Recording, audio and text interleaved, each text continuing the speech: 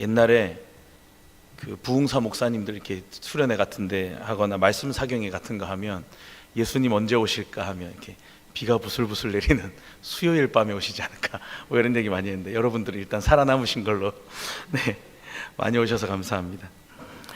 예수님께서는 하나님 나라의 성장, 즉 자라남과 확장을 가르치시기 위해서 오늘처럼 비유를 들어서 가르쳐 주셨습니다. 말씀해 주셨습니다.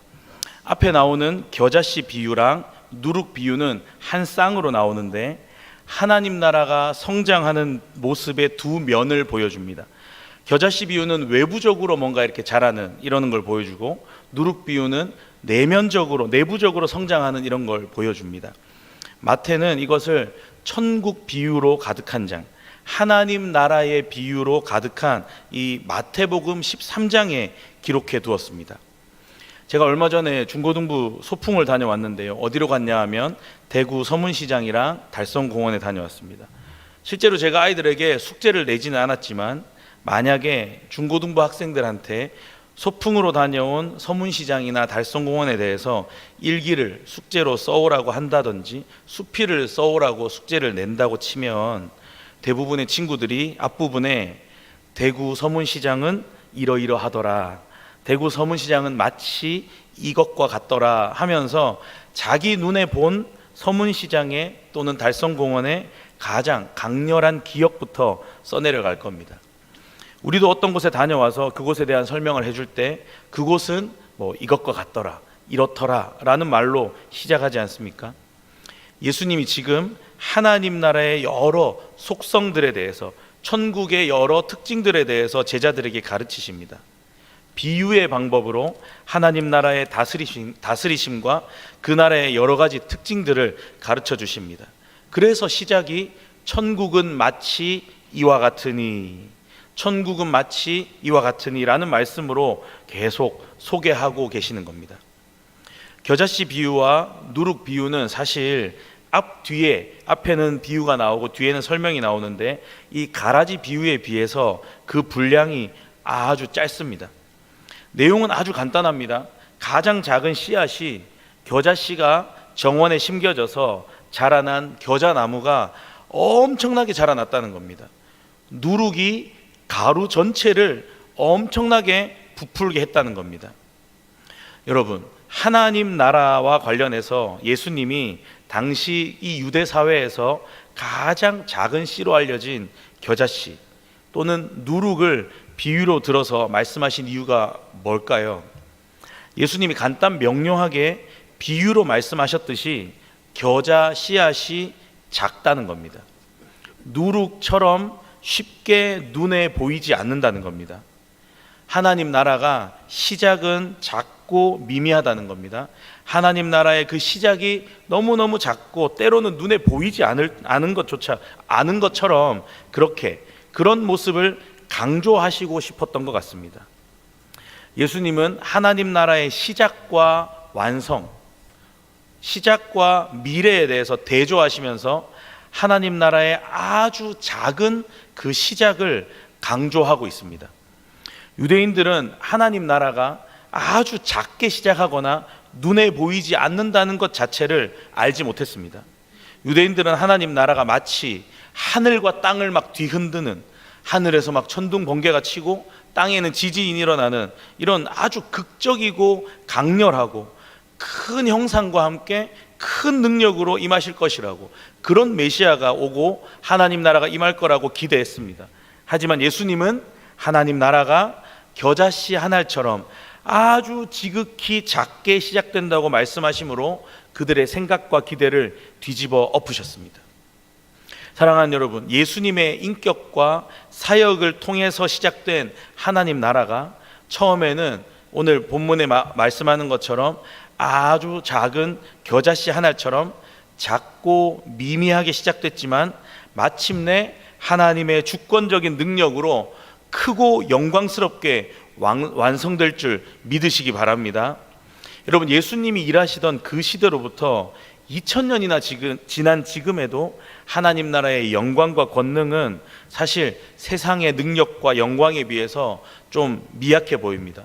맨날 욕만 먹는 것 같고 눈에 보이지 않는 것 같고 너무 미미해 보입니다. 그냥 그저 그래 보입니다. 하지만 지금은 작아 보이고 마치 숨어 있는 것 같은 그 하나님 나라는 세상 나라를 반드시 이기고 무한한 능력과 영광으로 반드시 나타나게 될 줄 믿습니다. 지금 우리 눈에 당장 하나님 나라 천국이 사실 안 보입니다. 우리 눈에는 그냥 드러내서 보이지는 않습니다. 지금은 보이지 않지만 나중에 엄청난 것으로 나타납니다. 지금은 보이지 않지만 반드시 임하게 될 줄 믿습니다. 지금은 보이지 않지만 실지 않은 그것이 올 것이라는 걸 기대하며 살아가기 바랍니다. 자, 그리고 예수님은 앞에서 마태복음 13장 24절에서 30절까지 비유를 들려주셨는데 가라지 비유를 말씀하셨습니다. 이 비유의 본래의 뜻을 이제 풀이해 주시거든요. 제자들한테만 그 뜻을 풀어서 가르쳐 주십니다. 36절에 보니까 제자들이 밭의 가라지 비유를 설명해 달라 하고 묻거든요. 그러자 예수님이 그 뜻을 가르쳐 주십니다. 사실 이 비유가 그냥 보면 밀 씨앗을 뿌리고 그 추수에 대한 이야기를 하는 것처럼 보입니다. 하지만 제자들과 무리에게 그냥 농사에 대한 교훈을 알려주는 게 예수님의 의도가 아니었습니다. 예수님은 이 농사 짓는 장면을 통해서 천국의 특징과 교훈을 알려주고 싶으셨습니다. 이 비유는 예수님의 정확한 해설 없이는 정확하게 이해하기가 어렵습니다. 가라지 비유에는 좋은 씨를 뿌리는 사람, 밭, 좋은 씨, 가라지를 뿌린 원수, 추수 때, 추수꾼들이 나옵니다. 예수님이 이 비유에 등장하는 인물과 이 세부적인 요소들을 하나하나 1대1 대응 방식으로 설명해 주십니다. 가라지 비유도 마태복음 13장 천국장이라고 불리는 이 장, 천국장 아니고 천국장이라고 불리는 이 마태복음 13장에 기록되어 있는데, 그러니까 가라지 비유도 천국의 특성을 알려주고 있는 비유입니다. 그런 비유입니다. 천국은 좋은 씨를 제 밭에 뿌린 사람과 같다고 합니다. 그러니까 천국은 좋은 씨를 제 밭에 뿌린 그 사람의 상황과 같다는 말입니다. 그런데 밤중에 원수가 와서 주인이 씨앗을 뿌린 그 밭에 가라지들을 더 뿌렸답니다. 밀과 가라지가 같이 자라서 싹이 나고 이삭이 올라왔을 때 그게 눈에 보이니까 종들이 묻습니다. 어떻게 할까요? 주인이 추수할 때까지 밀과 가라지를 그대로 같이 자라게 두라고 합니다. 가라지 뽑다가 곡식까지 뽑힐까 봐 그런다고 합니다. 예수님의 해석을 정리하면 이렇습니다. 좋은 씨를 뿌리는 사람은 인자, 예수님이라고 하십니다. 밭은 세상입니다. 좋은 씨는 천국의 아들들이고 가라지는 악한 자의 아들들, 그리고 가라지를 뿌린 원수는 마귀입니다. 그리고 추수 때는 세상 끝이고 추수꾼들은 천사들입니다. 추수꾼 어디서 많이 들어보셨죠? 우리가 정말 싫어하는 그 신천지에 이만희가 자주 쓰는 말이거든요. 그 사람들 주장대로라면 자기들한테 날개가 6 달린 천사들이어야 되는데 일단 거기서부터 문제가 있습니다. 여러분 조심해야 됩니다. 정신을 바짝 차리셔야 돼요. 우리가 비유를 깜빡 잘못하면 신천지 같은 이단처럼 잘못 해석하고 이해할 수 있습니다. 다시 말씀드려요. 가라지 비유는 천국에 대한 이야기입니다. 겉으로 보면 농사 짓는 이야기 같아 보이지만 예수님의 해석을 보면 천국의 미래적 특성, 천국의 그 완성에 대한 이야기입니다. 다시 말씀드려서 하나님 나라가 이 세상에 임했는데도 불구하고 왜 악한 세력과 악한 자들에 대한 심판이 아직까지 이루어지지 않는지에 대해서 답을 해주고 있습니다. 예수님은 이미 천국이 시작됐지만 천국의 중요한 요소인 분리, 악인과 의인의 분리, 그리고 악인과 의인에 대한 심판, 이게 미래에 일어난다는 말씀을 해주십니다. 가라지와 곡식을 추수 때까지 두는 것과 같이 하나님이 의인들과 불법을 행하는 악인들 모두를 마지막 심판 날까지 이 세상에 같이 두도록 허용하신답니다. 그러나 언제까지 그렇게 허용하시는 건 아닙니다. 언제가 오죠? 추수 때가 옵니다. 세상 끝날이 반드시 옵니다. 그날이 오면 추수꾼이 가라지를 거두어 불에 태우는 것 같이 세상 끝날에 불의한 자들을 천사들을 통해서 심판을 하시려고 풀무불에 던져 넣으신답니다.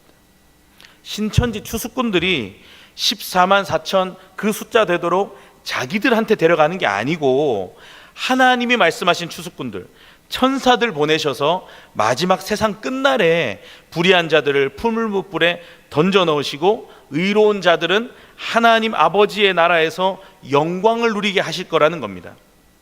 여러분, 다시 말씀드립니다. 가라지 비유에서 자기 밭에 좋은 씨를 뿌리는 사람은 인자입니다. 즉 천국의 주인이신 예수님을 말씀합니다. 그 예수님이 가라지를 뽑지 말고 예수님 다시 오실 때까지 그대로 두라고 말씀하십니다. 사랑하는 여러분, 천국 하나님 나라가 이미 시작됐습니다. 시작은 미미할지 모릅니다. 하지만 계속해서 지금도 우리 눈에는 안 보이는 것 같을 수 있지만 계속해서 자라고 있고 확장되고 있는 줄 믿습니다. 그날이 오면 반드시 분리와 심판이 있을 겁니다. 그러면 이 비유를 들은 우리는 이 사실을 잘 기억하고 어떻게 해야 되겠습니까? 말씀 한 구절을 한번 읽어보려고 하는데요. 로마서 8장 28절 말씀입니다. 로마서 8장 28절 다 같이 한번 읽어볼까요? 우리가 알거니와 하나님을 사랑하는 자 곧 그의 뜻대로 부르심을 입은 자들에게는 모든 것이 합력하여 선을 이루느니라. 29절요. 하나님이 미리 아신 자들을 또한 그 아들의 형상을 본받게 하기 위하여 미리 정하셨으니 이는 그로 많은 형제 중에서 맏아들이 되게 하려 하심이라. 30절요. 또 미리 정하신 그들을 또한 부르시고 부르신 그들을 또한 의롭다 하시고 의롭다 하신 그들을 또한 영화롭게 하셨느니라. 아멘. 사랑하는 여러분, 우리 주님께서 저와 여러분을 향한 분명한 계획과 목적을 가지고 우리를 세상에 보내신 줄 믿으시기 바랍니다. 우리가 지금 처해 있는 이 상황과 환경이 당장에는 이해되지 않을 수 있습니다. 하지만 지금 우리의 상황과 환경에는 분명한 목적이 있는 줄 믿습니다. 따라서 주님이 마련해 주신 이 상황에서 세상에 보냄받은 주님이 미리 정하시고 부르시고 의롭다 하시고 영화롭게 하신 저와 여러분은 이 상황에서 기뻐하며 성장해야 하는 줄 믿습니다. 우리가 불평이 얼마나 많습니까? 입만 열면 불평이거든요. 짜증이고 부정적인 말이 마음과 입에 한가득입니다. 늘 자고 일어나면 불평거리만 넘칩니다. 지금 저와 여러분이 하나님의 계획에 의해서 보냄받은 이곳은 미리 준비된 장소인 줄 믿으시기 바라요. 이곳에서 우리는 자라야 되고 열매 맺어야 되는 줄 믿습니다. 이 비유에도 분명하게 말씀하고 있는 것처럼 이 땅을 살아가는 동안 원수가 있습니다. 가라지가 있는데 세상 가운데 원수에게 속한 그 사람들과 함께 우리가 살아가야 됩니다. 하지만 그 속에서 우리는 섞여서 버텨내야 됩니다. 때로는 원수가 뿌린 그 가라지들이 우리를 너무너무 힘들게 할 겁니다. 고난을 줄 겁니다. 힘들게 하고 어려움을 줄 겁니다. 하지만 저와 여러분은 어두움 가운데 빛을 비추면서 다르게 살아가라고 부르심을 받은 사람들인 줄 믿습니다. 따라서 원수들이 심어놓은 그 사람들과 함께 살아갈 때 어려움과 싸움이 있을 거를, 그런 게 다가올 줄 예상 미리 하고, 때로는 그게 이해가 되지 않고 납득이 되지 않는다 할지라도 우리 기준을 그 사람들에게 양보하거나 우리의 믿음을 포기하면 안 됩니다. 저와 여러분은 끝까지 반드시 인내해야 합니다. 여러분, 우리 예수님이 비유를 통해서 분명하게 말씀하십니다. 추수 때가 꼭 다가온다고, 세상 끝이 꼭 다가온다고. 그날이 오면 주님이 세상을 심판하시기 위해서 천사들을 보내실 겁니다. 추수 때가 있다는 이 사실은 우리가 열매를 반드시 맺어야 된다는 그 필요성을 깨닫게 합니다. 그날이 되면 주님께서 나를 왜 이 땅에 보내셨는지 모르겠고, 제가 여기가 도대체 마음에 안 들어서 열매를 못 맺겠던데요, 이렇게 변명하거나 하나님 앞에 핑계 댈 수 없습니다. 반드시 열매 맺는 우리에게는 그날 가라지들이 모두 뽑혀 불에 태워지듯이 원수에게 속한 자들이 그들의 죄악이 반드시 심판받게 될 거라는 확신이 있습니다.